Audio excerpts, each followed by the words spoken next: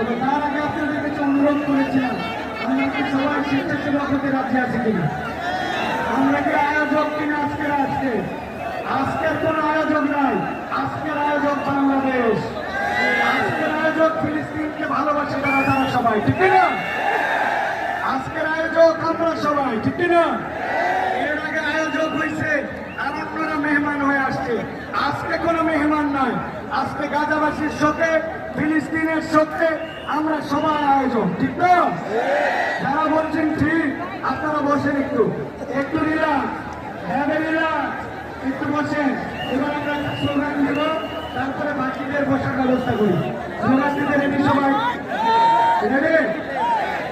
আমার গলা শুকায় গেছে, আমার কণ্ঠ ভেঙে গেছে, কিন্তু ঢাকার কণ্ঠ ভাঙে নাই, বাংলাদেশের কণ্ঠ ভাঙে নাই, মুসলিম উম্মার কণ্ঠ ভাঙে নাই, তরুণ যুবকদের কণ্ঠ ভাঙে নাই, আল্লাহর কণ্ঠ ভাঙে নাই, ফিলিস্তিনের পক্ষের কণ্ঠ ভাঙে নাই, ইসরায়েল নিপাত এই কণ্ঠ ভাঙে নাই।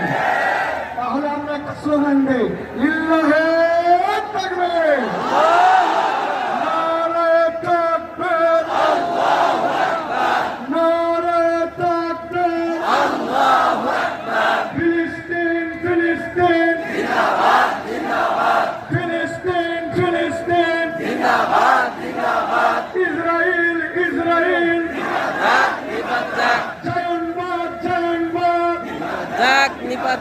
ফিলিস্তিন ফিলিস্তিন জিন্দাবাদ জিন্দাবাদ বাংলাদেশ বাংলাদেশ জিন্দাবাদ জিন্দাবাদ ফিলিস্তিন ফিলিস্তিন জিন্দাবাদ জিন্দাবাদ জয়নবাদ নিপাত যাক লিল্লাহে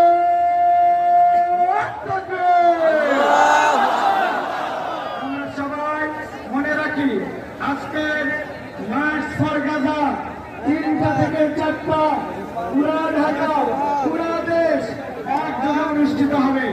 মাইকের শব্দ যে পর্যন্ত যাচ্ছে, আমরা বলে দিতে চাই, সোহরওয়ার্দী উদ্যান কোন সমাবেশের জায়গা আজকে নয়, কোন বক্তৃতার জায়গা নয়। সোহরওয়ার্দী উদ্যান আজকের এই মার্চ ফর গাজার জাস্ট মিলনস্থল। এখানে কোনো বক্তৃতা, এখানে কোনো আলাদা কিছু হবে না, শুধু একটি ঘোষণাপত্র পাঠ হবে। এই ঘোষণাপত্র পাঠের মাধ্যম দিয়ে আমরা অঙ্গীকার করব এবং বাইতুল মুকাররমের খতিব আল্লামা